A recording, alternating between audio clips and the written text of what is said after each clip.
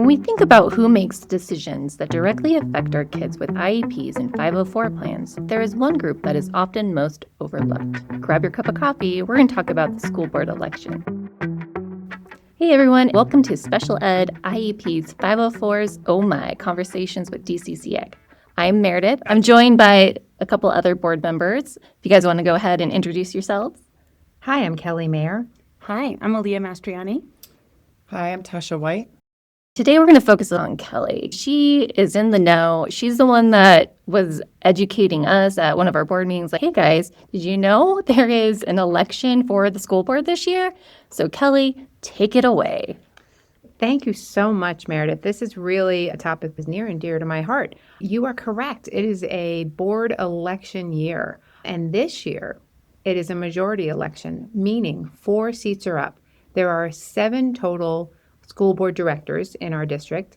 The election is November 4th, but we will get our ballots in the mail starting on October 10th. So it's coming up quickly. Why should I care who is on the school board and what do they do? It's confusing, right? They only have one employee, the superintendent. They set policy and follow up to see if, the policy has been followed, if it was successful.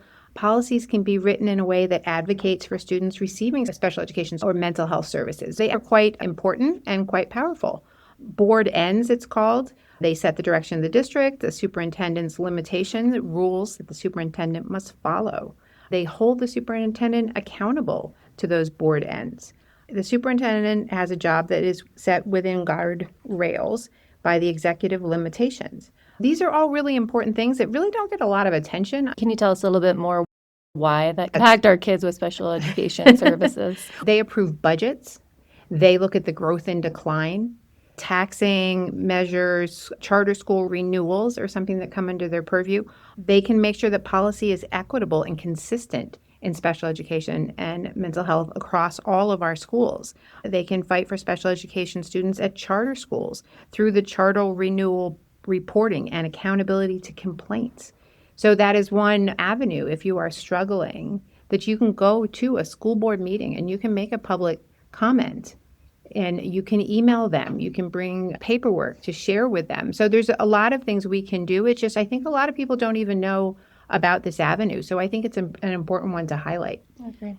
And I'd love to jump in and say that our school board members are also human beings. So they come with their own lens and their own angle and parts of the education system that are incredibly important to them. And as much as it is their job to think about the whole district and right ends that meet and serve everybody, also their viewpoint inevitably impacts what policies they make. I've appreciated every time. Kelly's fantastic at making public comment. Absolutely. She's so wonderful and Thank attends you. our board meeting. But even if you go to a board meeting and make a public comment, sometimes you're bringing up something that the school board members were not aware of, or they are aware of and they can spend more time and attention. The squeaky wheel gets the grease. And by going and talking to board members or electing board members who you feel like will look out for whatever your special interest is. And on our podcast, it's our kids who are neurodivergent or have disabilities or are served by special education. And the viewpoint of the board directors really can impact the way they view special education and create budgets and policies to support it. To add on to that, there's often the only person they are interacting with is the superintendent. So they don't often have the parent perspective if we don't bring it to them. And they actually were incredibly helpful pushing to get these dyslexia screeners happening. The directors really pushed the district for that. So they can certainly be an ally for us. And I would encourage now to give a little bit of information if you would like to attend a school board meeting. The agenda comes out on Fridays, and you can see what they're going to be talking about. Where does that agenda come out? Because real talk, I've never known where to find it. Okay, so if you go on the school district website and you just put in the top Board of Education, it will come up with a calendar and you click on it will say when the meeting is and you click on it and the agenda will be attached. You can see the agenda and then you have until noon on the day of the meeting. Meetings are on Tuesdays and they're one Tuesday a month now. They used to be twice a month, but that changed recently, which we were surprised to hear. Yes. And so you can sign up by noon on that Tuesday to speak at the meeting. You can speak in person or you can speak virtually. So there's two different ways to do that. You can even just go to your first meeting and listen. I see. So you said at a certain time you have to register if you want to ask a question. If you want to make If you public wanna- comment. if you So wanna- you'll find a link. They have their own YouTube channel. Yeah, I just looked it up on YouTube. Yeah, and hopefully we can link that in the show notes. Now, just know when you're making public comments, you're not asking questions. They will not interact with you. That is a time for them to hear from you. So they will just listen. If you had papers that you wanted to highlight and you wanted to bring copies for all of them, you can do that. But they're not going to, it's not like a back and forth. And you only have 2 minutes. So there is a timer. You have 3 minutes unless a lot of people, and sometimes there's issues that are contentious, and there'll be a lot of people that sign up. And if that happens, you will receive an email saying, we have cut the time down to 2 minutes or even 90 seconds, I think was the worst one I had. So I tend to write my public comments at about 2 minutes. I don't like to rush. It's a little nerve-wracking standing up there. And so I want to talk slowly, and I know there's a good chance they'll cut it down if it's a really contentious topic. I'd learn more about these candidates that are running. Oh, great question. There is a forum coming up on September 29th, and that is a student-led forum, which is very exciting. And so the students are running it, and they're asking the questions. It's going to be at the Legacy campus starting at 6 o'clock on September 29th. And I encourage everyone to come to it or to listen in. It will be live streamed, but that is a great way to hear from all the candidates. It'll be all 8. I, full disclosure, work on school board campaigns, and there are 4 candidates that I am supporting. And one of the reasons I am supporting them is they have a combined 33 years of educational experience, much of which is in special education, which is near and dear to my heart. So there is an administrator that is running, and there is a former school counselor, mental health provider, who happens to be an adult with a physical disability. And so seeing that, I do think the lens at which she sees the world is super powerful and one that we've maybe been lacking on the board prior to now. There is a parent who has a child at their home who has dyslexia and requires special services. So I think all those perspectives really help craft the way they set policy, the way they set the agendas, the direction they take the school district. So it can be really powerful. Absolutely. We like to say here, we always want special education to be in the room. We want to be at the table.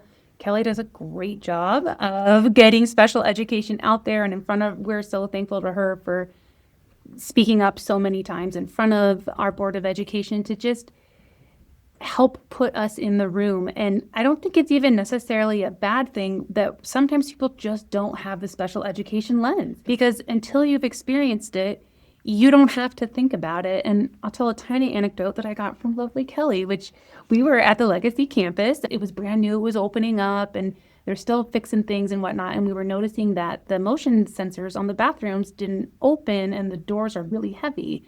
And her daughter has a physical disability, and she would not have been able to open that door in any way, shape, or form or get out. And it made that place entirely inaccessible to her. She was able to talk to Administrator from Legacy. the administrator from Legacy and get that fixed. But for me, it really opened my mind that I hadn't thought about that lens, that, oh my gosh, she couldn't even access that.